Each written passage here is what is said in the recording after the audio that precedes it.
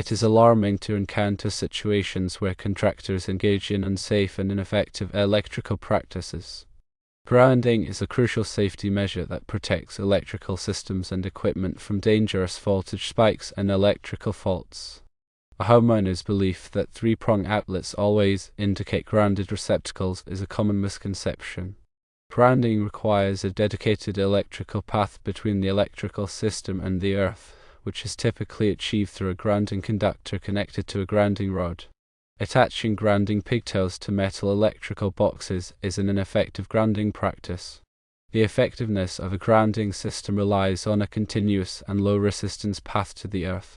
Since these boxes are not grounded, the grounding pigtail becomes isolated and provides no electrical path. The consequences of inadequate grounding can be severe, including an increased risk of electrical shock, damage to electrical equipment, fire hazards, and loss of computer equipment due to power surges and lightning strikes. Electricians have a professional responsibility to ensure the safety and efficacy of their electrical work. Cutting corners and employing ineffective grounding practices not only compromise electrical safety but also put homeowners at unnecessary risk. Firstly, grounding rods should be installed and connected to the electrical system. Secondly, metal electrical boxes should be replaced with grounded plastic boxes. Thirdly, all outlets, switches, and fixtures need to be properly grounded. Fourthly, the grounding system should be tested to verify its effectiveness. Electrical safety is paramount, and it is crucial to address grounding issues promptly and effectively. Homeowners should be wary of contractors who offer quick fixes that do not meet electrical code requirements.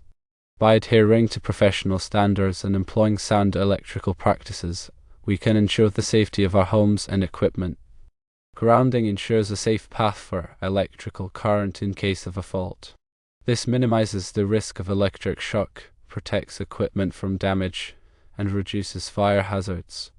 The National Electrical Code, or NEC, provides specific requirements for grounding electrical systems. Adhering to these requirements is essential for ensuring electrical safety. A grounding electrode system typically consists of a grounding rod, a ground ring, or a metal underground water pipe. This system provides a connection to the earth, allowing fault current to safely dissipate. Grounding conductors, typically green or bare copper wires, connect electrical equipment and systems to the grounding electrode system. These conductors provide a low impedance path for fault current to flow back to the source. Bonding is the process of connecting metal parts of an electrical system to ensure electrical continuity and create a low impedance path for fault current. This helps to minimize voltage differences and reduce the risk of electric shock. Ground fault circuit interrupters, or GFCIs, are devices that detect ground faults and quickly disconnect power to prevent electric shock. GFCIs are required in areas where there is a high risk of exposure to water, such as bathrooms, kitchens, and outdoor locations. Surge protectors are devices that protect electrical equipment from voltage spikes caused by lightning strikes or power surges. Surge protectors divert excess voltage away from sensitive equipment, preventing damage. Electrical inspections are important for ensuring that electrical systems are installed and maintained in accordance with electrical codes and safety standards. Qualified electrical inspectors can identify potential hazards and ensure that electrical work is performed safely. Regular maintenance of electrical systems is essential for preventing electrical problems and ensuring electrical safety. This includes checking for loose connections, damaged wiring, and other potential hazards. When working with electricity, it is important to follow safety precautions to prevent electric shock and other electrical hazards. This includes turning off power to circuits before working on them, using insulated tools, and wearing appropriate personal protective equipment. If you are not comfortable working with electricity, it is best to hire a qualified electrician to perform electrical work. Electricians have the knowledge, skills, and experience to safely and effectively perform electrical work.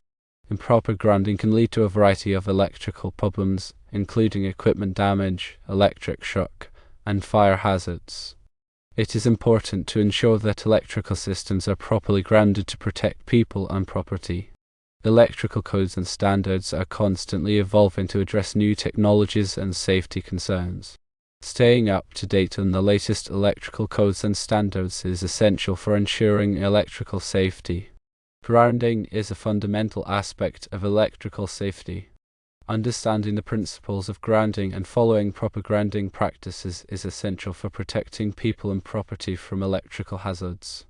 The grounding electrode conductor, or GEC, connects the grounding electrode system to the electrical system's neutral point. The size of the GEC is determined by the size of the service entrance conductors. The equipment grounding conductor, or EGC, provides a low impedance path for fault current to flow back to the source. The EGC is typically a green or bare copper wire and is run with the circuit conductors. Bonding jumpers are used to connect metal parts of an electrical system to ensure electrical continuity. Bonding jumpers are typically used to bond metal enclosures, metal conduits, and metal water pipes.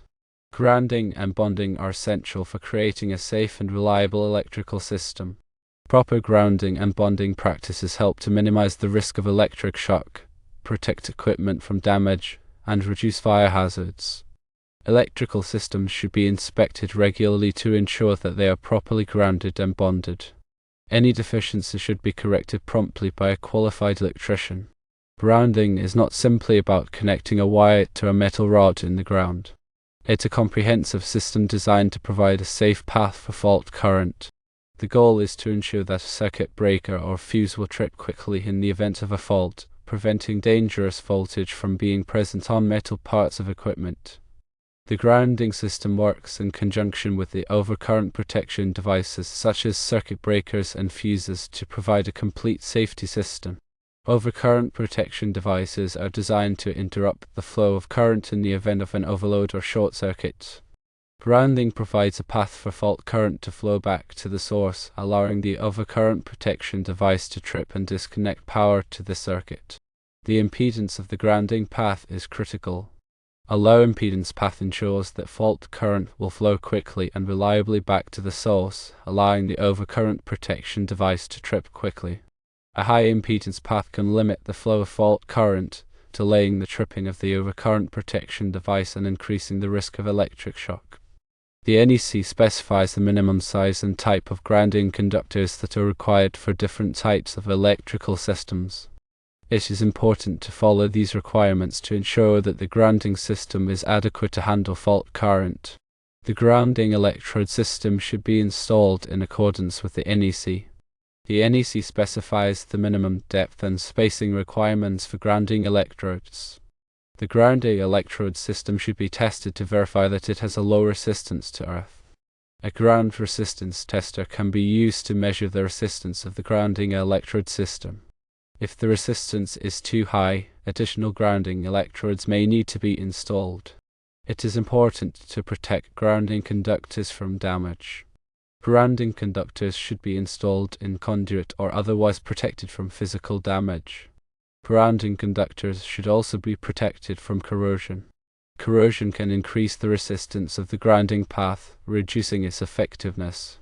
The NEC requires that all metal parts of an electrical system that are likely to become energized be bonded together. This includes metal enclosures, metal conduits, and metal water pipes. Bonding helps to create a low impedance path for fault current and minimizes the risk of electric shock. Bonding jumpers should be sized in accordance with the NEC. The NEC specifies the minimum size of bonding jumpers that are required for different types of equipment. Bonding jumpers should be installed in a way that ensures good electrical contact. The surfaces of the metal parts being bonded should be clean and free of corrosion. The NEC requires that all electrical equipment be listed and labeled by a recognized testing laboratory.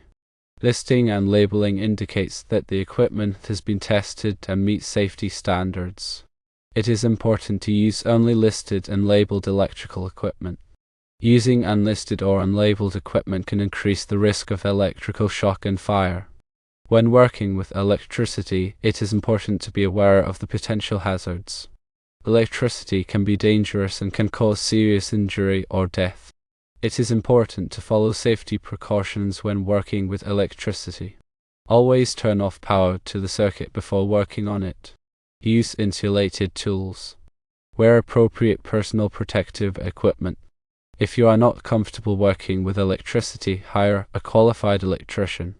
A qualified electrician has the knowledge, skills, and experience to safely and effectively perform electrical work. Hiring a qualified electrician can help to ensure that your electrical system is safe and reliable. The cost of hiring a qualified electrician is often worth the peace of mind that comes with knowing that the work has been done correctly. There are many resources available to help you learn more about electrical safety. The Electrical Safety Foundation International, or ESFI, is a non-profit organization that provides electrical safety information to consumers and businesses. The National Fire Protection Association, or NFPA, is a non-profit organization that develops and publishes electrical codes and standards. Your local building department can also provide information about electrical safety. Taking the time to learn about electrical safety can help you protect yourself and your family from electrical hazards. Electrical safety is a shared responsibility. Everyone can play a role in preventing electrical accidents. By following safety precautions and being aware of the potential hazards, we can all help to make our homes and workplaces safer. Grounding and bonding are not just about meeting code requirements. They are about protecting people and property from electrical hazards. Taking the time to understand the principles of grounding and bonding and following proper practices can help to ensure electrical safety. The service equipment is the main disconnect for the electrical system. It is typically located where the electrical service enters the building. The service equipment should be properly grounded to provide a safe path for fault current. The neutral conductor is the conductor that carries current back to the source. The neutral conductor is typically white or grey in color. The neutral conductor is grounded at the service equipment. The grounding electrode should be located as close as possible to the service equipment. This helps to minimize the length of the grounding conductor and reduce the impedance of the grounding path. The grounding electrode should be protected from damage. The grounding electrode should be installed in a location where it is not likely to be damaged by vehicles or other equipment. The grounding electrode should be inspected regularly to ensure that it is in good condition. Any damage to the grounding electrode should be repaired promptly. The grounding conductor should be connected to the grounding electrode with a listed and labeled connector. The connector should be tightened securely to ensure good electrical contact. The grounding conductor should be run in a straight line from the service equipment to the grounding electrode. The grounding conductor should not be spliced or otherwise interrupted.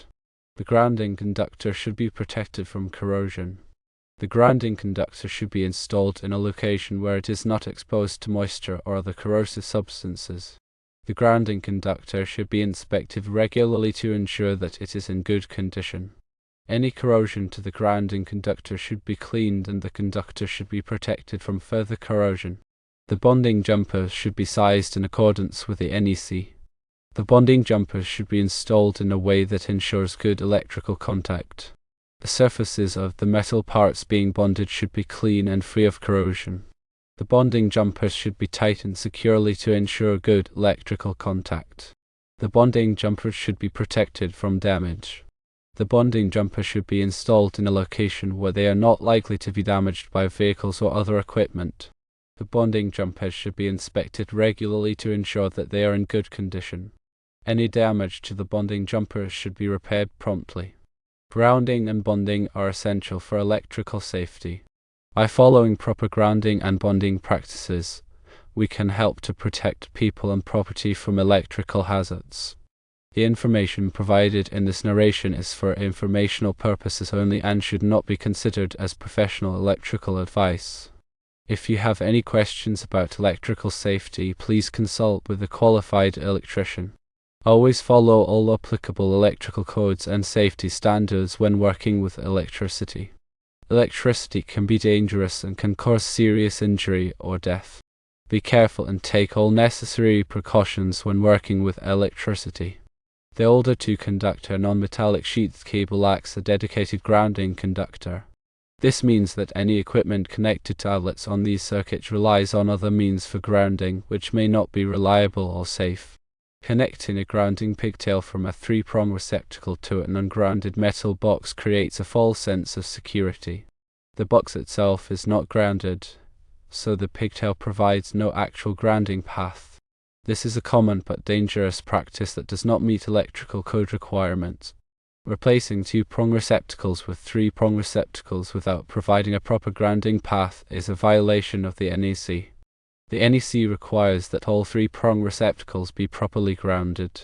There are several ways to address the lack of grounding in older homes. One option is to run a separate grounding conductor from the receptacle to a nearby grounded source, such as a metal water pipe or a grounding electrode. Another option is to install a ground fault circuit interrupter, or GFCI, protective receptacle. A GFCI will trip if it detects a ground fault, which can help to prevent electric shock. A third option is to rewire the entire circuit with 3-conductor non-metallic sheathed cable, which includes a dedicated grounding conductor. This is the most expensive option, but it provides the most complete and reliable grounding solution. When installing a grounding system, it is important to follow all applicable electrical codes and safety standards. A qualified electrician can help you to determine the best grounding solution for your home and ensure that it is installed correctly.